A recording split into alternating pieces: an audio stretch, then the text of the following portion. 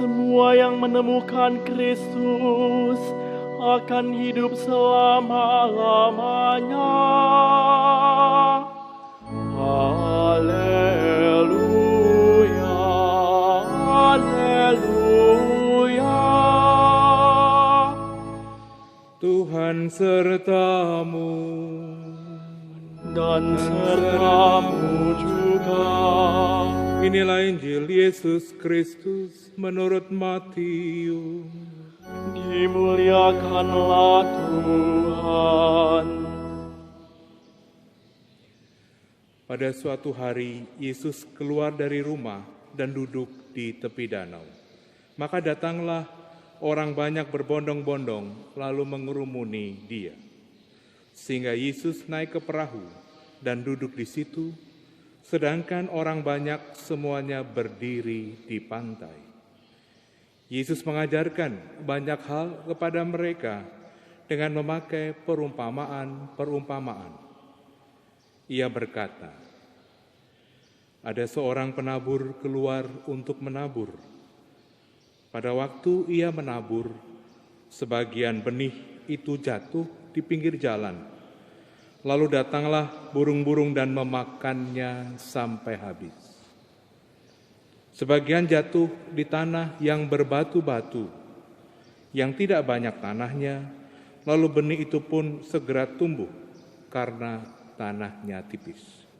Tetapi sesudah matahari terbit, layulah tumbuhan itu dan menjadi kering karena tidak berakar. Sebagian lagi jatuh di tengah semak duri, lalu semakin besarlah semak duri itu dan menghimpitnya sampai mati. Dan sebagian jatuh di tanah yang baik lalu berbuah. Ada yang 100 ganda, ada yang 60 ganda, ada yang 30 ganda. Barang siapa bertelinga untuk mendengar, hendaklah ia mendengarkan. Demikianlah Injil Tuhan. Terpujilah Kristus.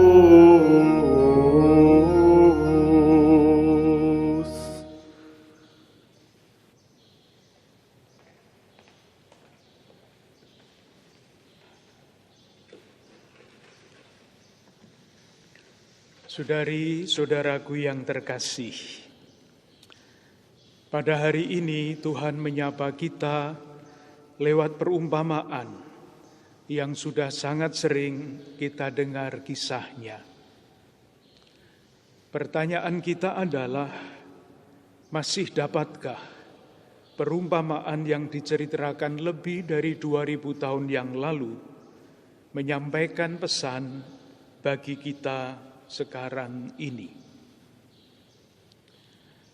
Pada zaman Yesus, perumpamaan itu diceritakan untuk menanggapi keadaan tertentu yang aktual.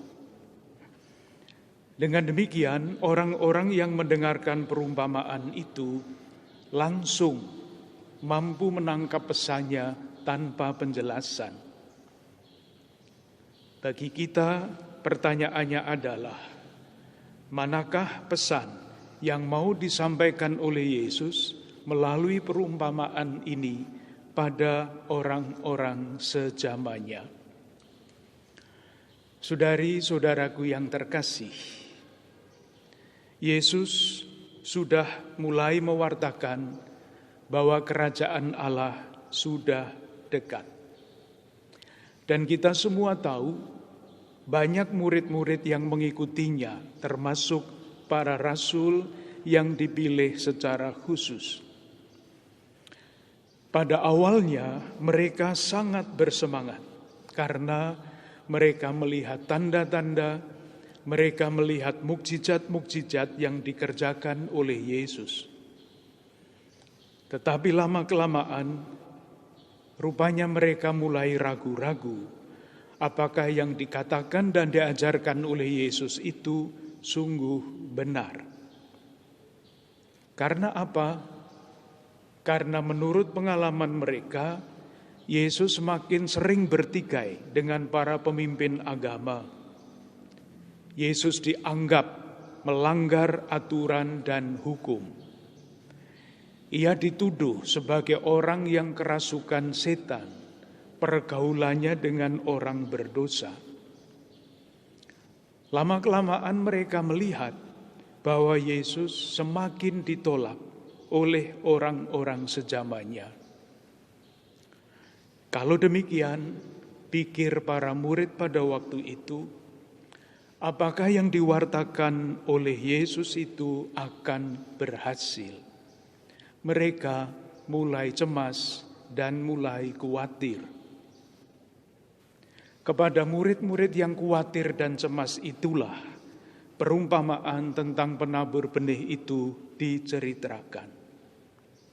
Pesannya jelas, yaitu bahwa pada akhirnya pewartaan Yesus akan berhasil. Ada benih yang jatuh di tempat yang baik dan buahnya berlipat-lipat, meskipun pada waktu itu pewartaannya kelihatan gagal. Burung-burung makan habis benih yang ditaburkan. Matahari membuat layu benih yang baru saja bertumbuh. Yang lain lagi dihimpit oleh semak berduri sampai mati. Tetapi pada akhirnya benih itu akan tumbuh subur dan hasilnya berlipat-lipat. Akhir seperti inilah yang akan terjadi dalam pewartaan Yesus tentang kerajaan Allah. Dan keyakinan seperti inilah yang sudah ditegaskan oleh Nabi Yesaya yang tadi kita dengarkan di dalam bacaan pertama. Pewartaan dan pemakluman kerajaan kasih, kerajaan kebenaran dan kerajaan keadilan itu seperti hujan yang turun dari langit dan tidak akan kembali ke langit. Hujan itu mengairi bumi, membuatnya subur dan menyejahterakan kehidupan. Saudari-saudaraku yang terkasih, kalau dipahami dengan cara seperti itu, perumpamaan yang diceritakan Yesus lebih dari 2000 tahun yang lalu masih tetap aktual bagi kita sekarang. Yaitu pesan bagi kita untuk terus bertahan dan bertumbuh dalam pengharapan.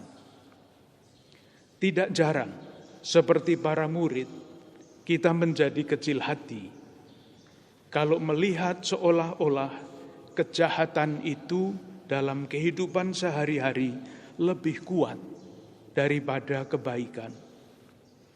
Kebohongan lebih diterima daripada kebenaran. Kebencian lebih mencuat daripada kasih persaudaraan. Penderitaan lebih nyata di dalam kehidupan kita daripada janji-janji kesejahteraan yang diucapkan. Konkretnya dapat kita baca di koran-koran, kita lihat di televisi, kita dengarkan di radio. Dalam keadaan seperti ini, kita diajak untuk terus bertahan dan bertumbuh di dalam pengharapan. Caranya bagaimana? Kita diajak untuk melihat dan yakin bahwa di balik yang tidak baik itu, Tuhan terus bekerja.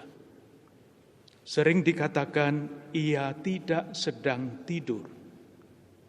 Ia menggerakkan begitu banyak orang untuk terus mewujudkan logika kasih, bukan kebencian. Ia menggerakkan begitu banyak pribadi untuk berjuang demi kebaikan bersama, bukan kepentingan sendiri. Ia mendorong, menginspirasi sekian banyak pribadi untuk memperjuangkan kebenaran, bukan menyebarkan kebohongan.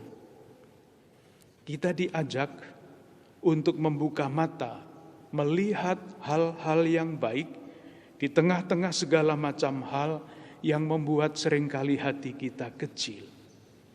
Kita diajak untuk mengasah mata batin kita agar mampu melihat lebih jauh daripada yang kelihatan. Saudari-saudaraku yang terkasih, ketika renungan saya sampai di sini, saya ingat lagi akan satu kisah yang menarik bagi saya, menyampaikan pesan yang sangat penting. Kisahnya begini.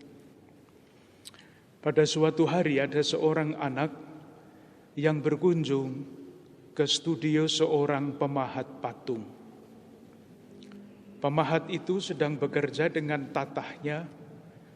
Batu-batu kecil, pecahan-pecahan batu itu meloncat ke sana kemari. Dan anak yang berdiri di sampingnya tidak tahan kena pecahan batu-batu kecil itu, lalu dia pergi. Sekian waktu kemudian anak itu datang lagi ke studio yang ia kunjungi sekian bulan yang lalu. Dan ia kagum karena di tempat dulu ia hanya melihat bongkahan batu tak berbentuk. Ia melihat sebuah patung seekor harimau yang sangat gagah. Anak itu dengan polosnya bertanya kepada seniman patung itu dengan pertanyaan ini. Bapak, bagaimana Bapak bisa melihat bahwa di dalam bongkahan batu itu ada harimaunya? Ceritanya berhenti di situ. Dan saya kira kita masing-masing mampu membaca pesan yang ada di balik kisah itu. Anak itu tidak tahan merasakan tanda petik perihnya kena pecahan-pecahan batu. Lalu ia pergi. Ia hanya melihat batu, bukan yang lain. Sebaliknya, seniman itu mempunyai mata hati yang tajam, sehingga mampu melihat lebih jauh daripada yang tampak. Yang tampak adalah bongkahan batu. Tetapi sebagai seniman, ia mampu melihat bahwa di dalam bongkahan batu itu, tanda petik, ada patung singa harimau yang sangat tampan.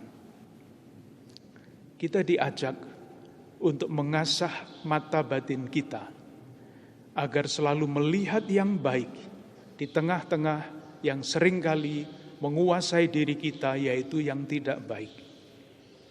Kita diajak untuk mengasah mata batin kita supaya mampu melihat lebih daripada yang tampak, yaitu Tuhan sendiri yang sedang terus bekerja.